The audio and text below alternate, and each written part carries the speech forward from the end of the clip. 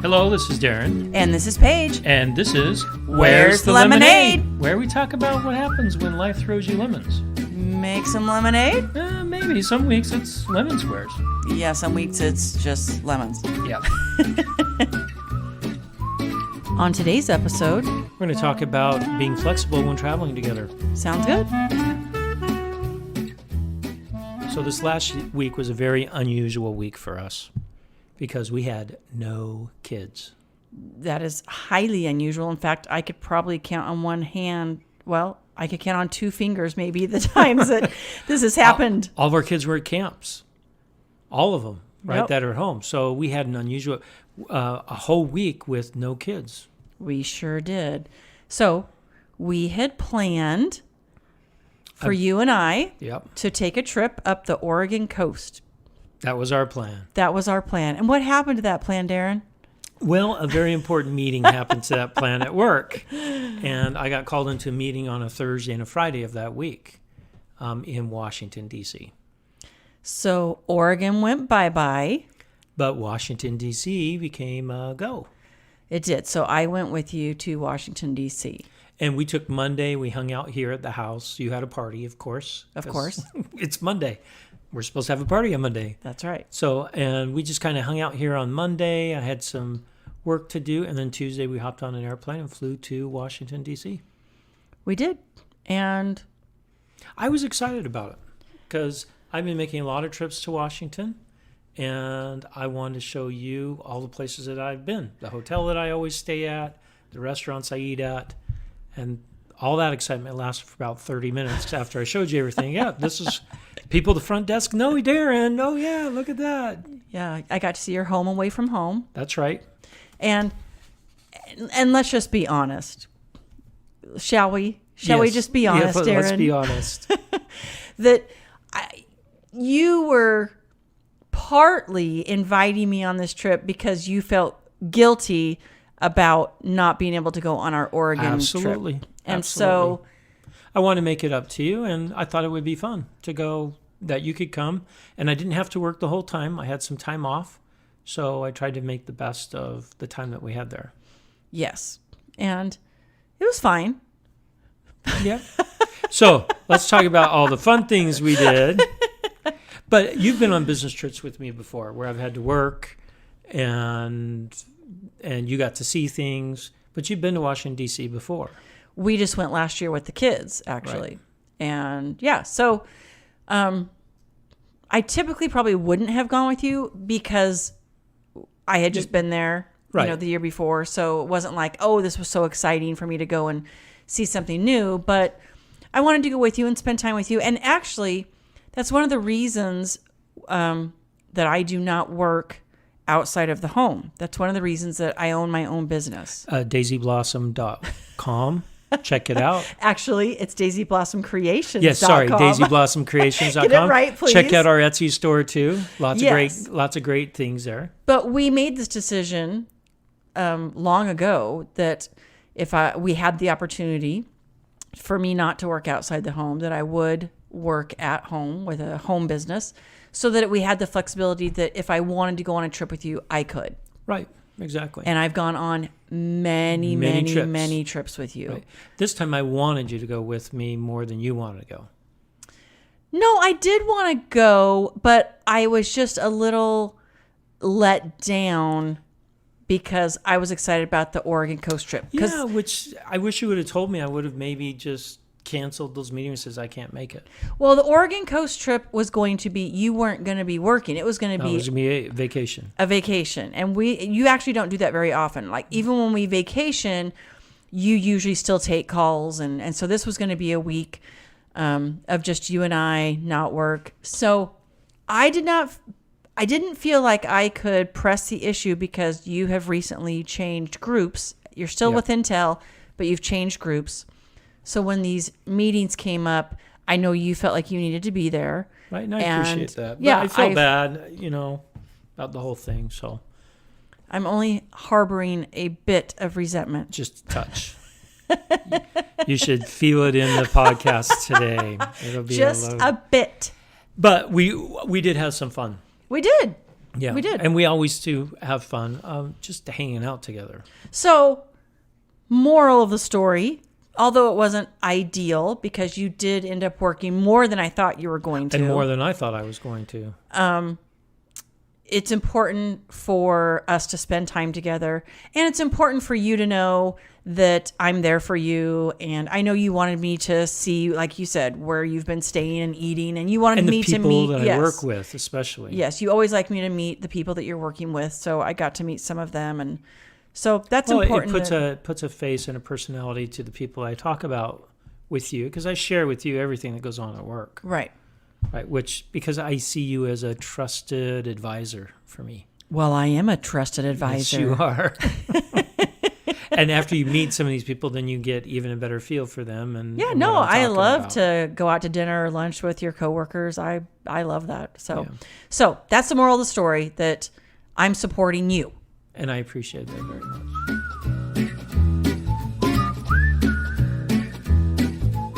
So after a 5.5-hour plane flight to Dulles, to Washington, D.C., we just spent the night. We went out to dinner, hung out at the hotel, and then woke up early the next morning, which was Wednesday morning, and took a 2-hour drive out to Charlottesville. And specifically, we went to Thomas Jefferson's home called Monticello. Beautiful home, beautiful property, beautiful gardens. I'd never been there, but you had. I had about 12 years ago. Yeah. And you said it had changed quite a bit. Oh, quite a bit. I mean, if you haven't been there in a while, they have a beautiful visitor center now, which they didn't have before. Before you just, met at a door to get in or at a certain area. But it's very well organized and very well thought out. Yeah, it was really cool. We got to, take a tour of the house and hear some of the history of how the house came to be and what happened there at when Thomas Jefferson lived there. It was super interesting. One thing that I really enjoyed about Thomas Jefferson and his house there was he was so in love with his wife. He was, and it was Wasn't so that so sad sweet? Because they were only married for 10 years. Yeah. And then she died. She died in childbirth. Yep. They had how many, 12 kids? Only 2 survived. No. It wasn't 12. How many was it? Well, I thought only 2 survived, the 2 daughters. And then of those 2 daughters, only one of them... No, that's not true. Because I remember there was an adult son because he was the one that did that movie. Remember? No, that was... Oh, that was Sally's son, Sally Hemings' son. So... From his wife, yes, he had only 2 daughters that survived adulthood, and then one of those daughters died in childbirth. The other daughter had 12 children. Okay, there we go. I was going to say, no, there's a bunch of posterity somewhere. Okay, there is, but that's through Sally Hemings, that was very interesting too, which we'll talk about as well. But Thomas Jefferson was quite the Renaissance man, highly educated, spoke several different languages, read and wrote in those languages, and was always studying, always learning something new. Yes, that was very important to him. Books and learning. And gadgets, and not very great with his money. I think he liked really expensive things. Well, don't we all? Yeah, I think we do.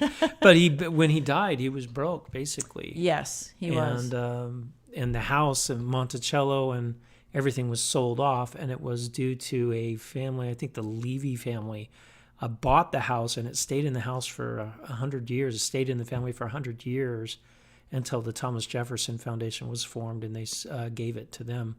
And we were talking, do you remember when the son inherited from Mr. Levy this property? It was kind of run down.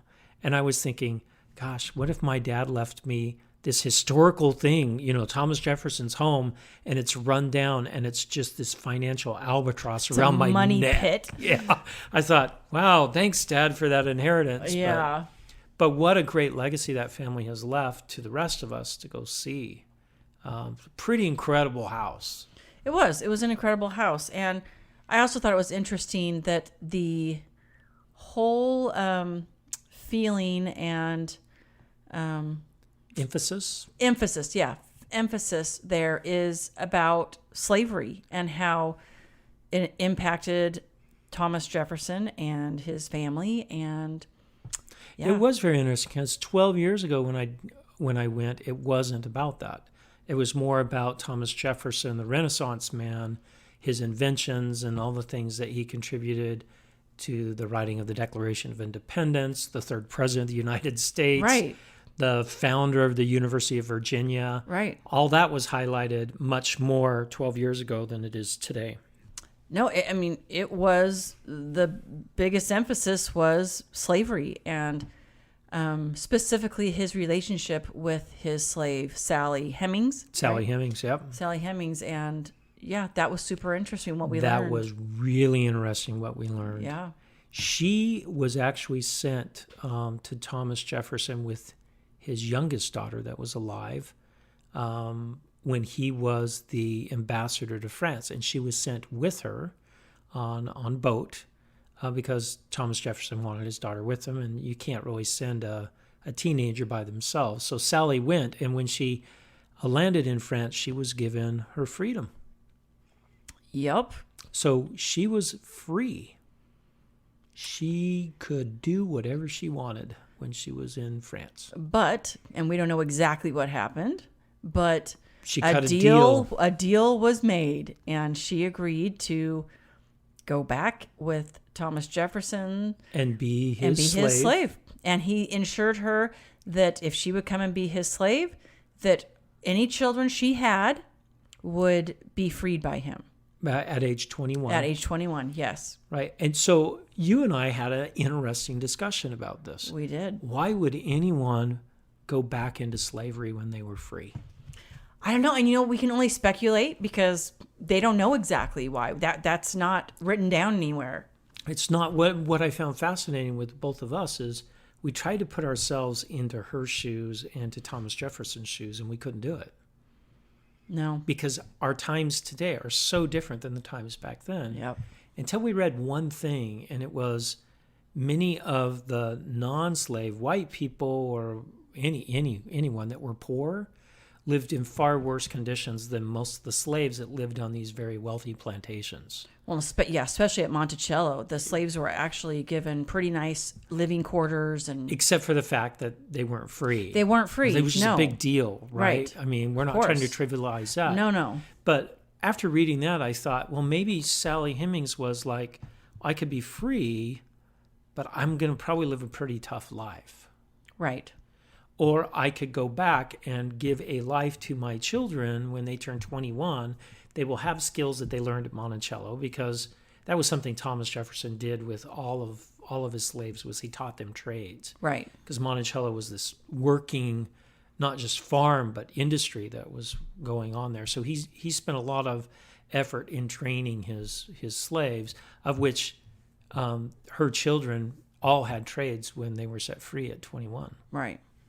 So it's interesting. And we also talked about how maybe because we learned that he had children with her. In fact, he was most likely the father of all of her children. Yeah, 3 survived, 1 died. Yep. So they said that they are for sure that he's the father of one of them. Of one. But most likely he was the father of all of her children. And at first I was like, oh, that's so awful. And maybe it was. We don't know. But we also talked about maybe they were in love. Maybe that's why she decided to go back and live at Monticello with him. And at the time, whites and blacks couldn't marry in Virginia. No. So we don't know. I mean, I guess me being the little bit Pollyanna, I want to believe that this was somehow something that she wanted. So I don't know, because otherwise, if it wasn't, it's just all so icky.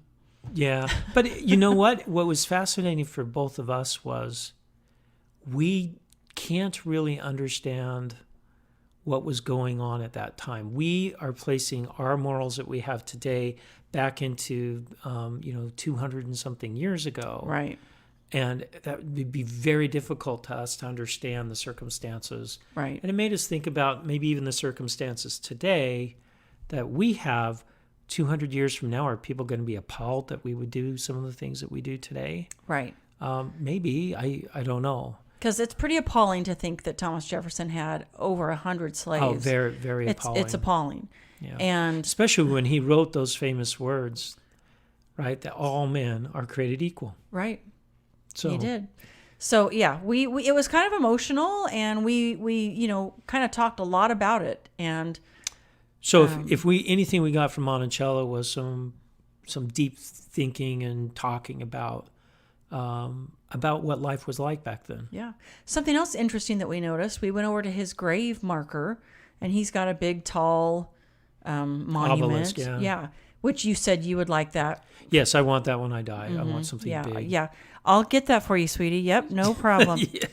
Who says you're dying? I'm dying first. We're going out together, baby. So anyway, but it says Thomas Jefferson. Oh, yeah. It mentioned the Constitution. It mentioned that he the was... author of the Declaration of Independence. Yes, the author of that. It mentioned the founder UVU. of UVA. UVA, yes, not UVU. That's University Utah. of Virginia. It does not mention that he was president. That he was president. Yeah, fascinating, isn't it? It's fascinating. I think that's kind of a big deal. Yeah, it is. And then his descendants are all buried there, too. So if you're a descendant of Thomas Jefferson, then you could be buried there in that little graveyard. And we saw some gravestones that were from 2018 in there. So very, very fascinating. Cool, very cool place. interesting. After that, we went over to University of Virginia, where I had a meeting there. Mm-hmm. And did you hear that? yes, I had a Did meeting. we just happen to end up in what was it called? Charlottesville? Charlottesville. Well, it was actually impromptu last minute. I had a phone call with someone from University of Virginia, and I said, well, I'm going to be in Charlottesville on Wednesday. And he goes, I have some time in the afternoon to talk to you face to face, which was an hour. So it was copacetic, I guess. But we got to go to UVA, which we probably wouldn't have gone. No, it's a beautiful. In fact, we were looking at this article that same day. The most beautiful campus. Yeah, it was in out the of world, the top 100 beautiful campuses. It was number one, and it was pretty amazing. It was, and it was very fascinating to see the part that Thomas Jefferson had architected, and it was a beautiful campus. They did a great job, and you went to your meeting, and I wandered around, and you got to talk to Rachel. I talked to Rachel because it was her birthday. Yep. And it ended up working out just turned great. out to be quite a good day. We ate at a really cute little place. Most of it in a college town. Yes, Firefly was the name of that place. Yeah. And they had Trivial Pursuit cards on the table, and we realized how little information we know. Dumb. In fact, we were even doing the kid cards, and we were still getting most of them wrong. Yeah. Yeah, and we thought, we'll nail the 80s because they had the 80s Trivial Pursuit, and we did pretty bad on that. We did really well when it came to music or entertainment. Yeah, but nothing else. It was geography. You're pretty good at geography. Yeah, I learned. Yeah, I know some geography. I was surprised. Yeah, we don't know a lot of politics. I mean, yeah, it was pretty bad. Yeah.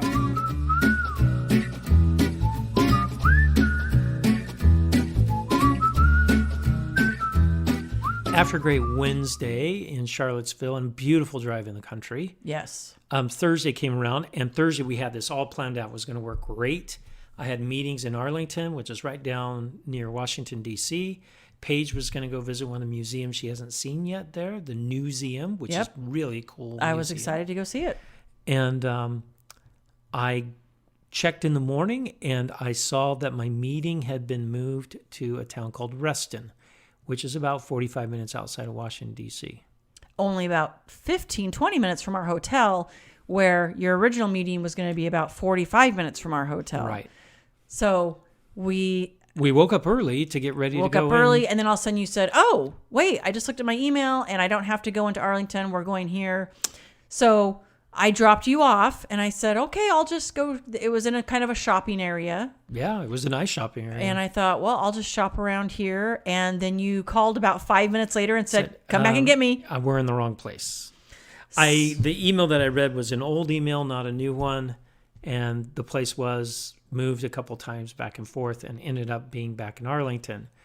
And I couldn't make the meeting in time. I was only 15 minutes from the start of the meeting. So Paige just took me back to the office, which was close to my hotel, and I worked out of the office, and Paige had to adjust.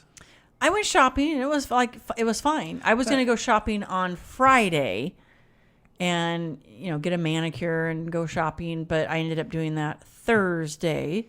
Yeah, and which then kind of threw everything off. It did. It kind of threw everything off. And then I met you and one of your coworkers for lunch, and which was a good lunch. It was a good lunch. It was fun. And then you had a couple more meetings, and so I went to a couple more stores, and then what did we do after that? Oh, we just relaxed, and then we went out to the movie that night. Oh, that's right. That's right. But Didn't we go to the? We went to the Air and Space Museum. Oh, the Air and Space Museum. That was our plan anyway, right? Yeah, we were going to go to the Air and Space Museum. Yeah. So our plan was that you would do the museum in the morning. We'd go to lunch with my coworker down in Washington, D.C., and then we would drive out to go to the Air and Space Museum out by Dulles, which is the really big Air and Space Museum. There's a smaller one in Washington, D.C., but this one has like full aircraft in there, including the Space Shuttle Discovery. That was really cool. And I'd never been there. I'd only been there once with the boys. Yeah, it was really cool. So we still went to the Air and Space Museum, which then you had another call. Are you seeing the? Is everybody? I did have another is call. everybody seeing the? It was most definitely the common denominator working. here. It was most definitely working. So anyway, he had another call. So I wandered the museum by myself for a little bit. Only half hour. It was only a half hour.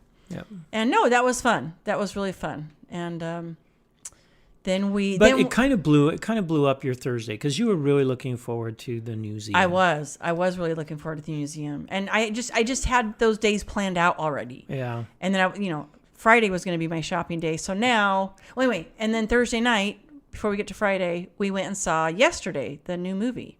Oh, that was great. It was really good.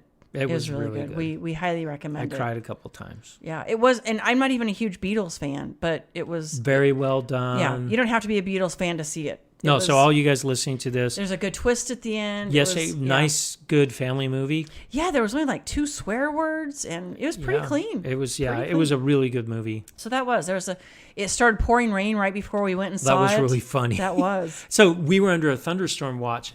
Now you have to understand, we live in California. We don't really get thunderstorms here. No, we do not. And you wanted one. In fact, when we headed there, you said, I love the thunderstorms. I want a good thunderstorm. Right. So, and every afternoon in D.C., when it's been hot and humid, you can guarantee that there'll be a thunderstorm somewhere. Yep. And so we had a downpour. Yep. So we went to go out to the movies, and it was just downpouring, lightning everywhere.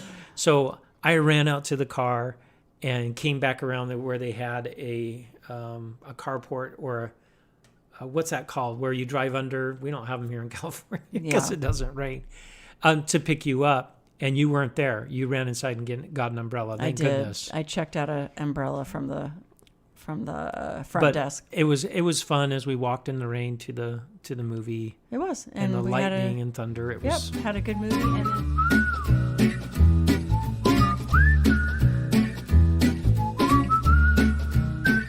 Friday, I got to sleep in. I was very excited about that. Yeah, what time did you wake up, honey? Well, I got up at 10. I think I slept for 11 hours that night. Yeah, that was nice. I was already. She didn't hear me go. Yeah, it was awesome. So that was nice. And then I got up and I walked over to the mall, and I was kind of already. The mall was right there. Yeah, I was kind of already shopped out because I'd shopped the day before. Yeah, and I probably should have figured out a way to get you to other museums or something else to see that day. Yeah, but anyway, and I was thinking, because I don't shop that often here. I mean, other than on Amazon. Right. I don't actually go to the store and shop hardly ever. So I thought, that's fine. I'll go over and shop some more. But I was just like, I didn't really feel like shopping anymore. But I got a manicure, which I rarely do. So I saved you tons of money that day. I said I spent $15 today. I know, that was a good day. The day before wasn't as good. But. No, it wasn't. But yeah, so then I just went back to the hotel, packed us up, and waited for you to come back and get me. And then we went to the airport. Yeah, the flight home was quite interesting in itself. Oh. First off, Dulles Airport in summertime is packed full of school groups and people on vacation, and immigrants and everybody and their dog. Coming to Washington D.C. Lots and lots of people. So it was packed, just a madhouse. But they did a good job. They had every security station open. They did, which has not been common from all my other flights there. They got us through. So we got through security pretty quick, but then there was no place to eat. Everything was packed solid. So, and then our airplane boarded just on time. Everything was going great. Yep. And then we literally start to, go down the runway. He even says to the flight attendants, prepare for takeoff. And we go a little bit, and all of a sudden you hear this, an engine shutting down. And we're all like, The pilot comes on immediately and says, "We're in a hold." And so we parked. We were in a parking lot of airplanes. Yeah, you could look out the window and there was a stream of airplanes on either side. Yep. And we sat there for 2 hours on the tarmac. 2 hours. I'd watched a whole movie before we even I'd already took had off. my nap. For those of you who listened before, I always fall asleep before the airplane takes off, and I wake up when I hear the ding ding at 10,000 feet so I can get my laptop out. Yep. And I'd already fallen asleep and woken up. But we did have a blessing in that. We did. We didn't have anybody. Well, the guy sitting next to us got upgraded to first class. Dang him. I was number 2 on the list. I know. You were number 2. He was number 1. And he got upgraded. But we had an extra seat then in our row. in between us. So we had three seats for the 2 of us, which was kind of nice. It was nice. But yeah, so we ended up being on the plane for 6.5 hours instead of 4-ish. Yeah. And so that was a little long. It was a lot long. So, and then, we got home and back to life. Back to life. Now, I think, what are some of the things you think we learned from this trip? Maybe Paige shouldn't go on some of Darren's business trips. Always. We need to think about it and look at the schedule a little bit. I didn't realize you were going to be working all day Friday, and I didn't realize you worked for a good portion of the day on Thursday. And then you had I didn't know I was calls going to be working on Thursday either. Yeah. So some things came up. So, and I need to be more prepared. Like I should have, found some other things for me to do on Friday so that I wasn't bored. Thursday was fine, right? Yeah, Thursday was fine. It's just Friday because it chewed up some of the things you had planned on Friday. Right. So I just need to be more prepared when I go, or sometimes I'm just going to let you go. Because like I said, I think a lot of the reason you invited me on this trip was because you felt bad about our Oregon trip. I did, but I also wanted you there with me. I know. You like for me to be there. You do. I do. I like, because I get to go out to dinner with you. I get to talk to you. I get to go on road trips with you. Yep. Those things I really enjoy. Yep. So I know, and I enjoy all that. It's just on Friday I was sitting there thinking of all the things you were pretty bummed out. I could be doing at home. I just sit there going, I could be doing this, I could be doing that. But I was a little bummed out on Friday, but the rest of the trip was really good. Except for the long flight. That's a long flight. It is a long flight. And then when you sit on the airplane for 2 hours before you even take off. Yeah. And it was hot. They didn't have the air on. Oh. Yeah, it was pretty miserable. It was pretty miserable. But you know what? Was it worth it? It was worth it. Oh, I'm glad to hear you say that. It was worth it. To be with you, worth it. Thank worth you. it. Thanks.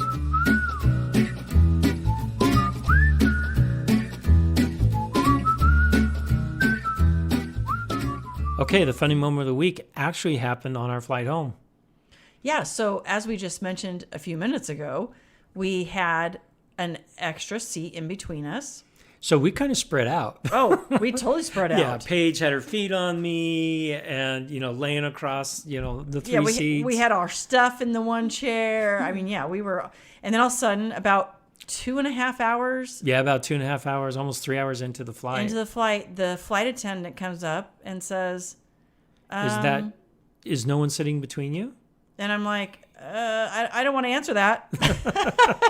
My feet are sitting between us. And we said, the person that was here moved up to first class. And I go, okay. And then 5 minutes later, a flight attendant came and said, this person's going to sit with you guys.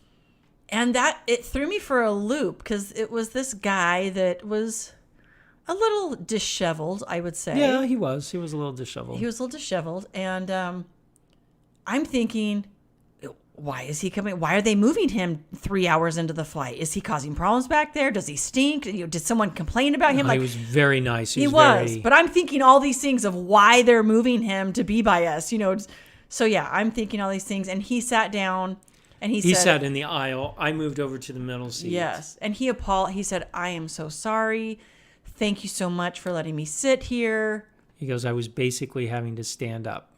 Yes, he was in between two extremely large people. Yeah, and when I saw him come up, I remember when I went back to the airplane to get water for you or use a bathroom or something, I remember seeing these people. They were like in the aisle and in the middle. I thought, wow, I feel bad for whoever's sitting next to them because there was no one there because he went back and stood up in the back. Oh, okay. Because there was no room for him really to even sit. Right. So he was very nice. It was kind of funny because we were like living the posh life, 3 chairs. Yeah, it took us a few minutes to organize ourselves, adjust, and yes. But he was very nice, and he apologized profusely, and he didn't need to. I've been in those situations. It's not fun, but right, not fun for any of those people. That not fun for all. the people that I'm sure they felt terrible as well. But yes, so that was our funny moment. That our spread out, luxurious plane trip. We got it for 3 hours. That's not bad. Yeah. Well, actually more than that. Oh, that's right. Because 2 hours. 2 hours we were sitting true. on the ground. We got it for 5 hours. So yeah, so it was fine. I think we only had an hour and 45 minutes left when he came and sat with us. Yeah.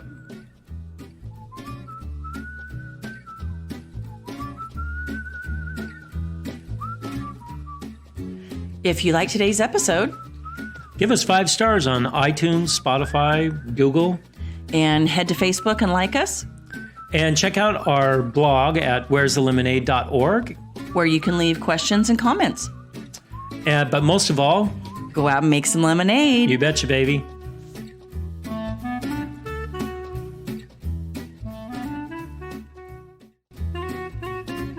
On our next episode, we're going to be talking about triggers. She's very afraid because I have something to say. What do you have to say?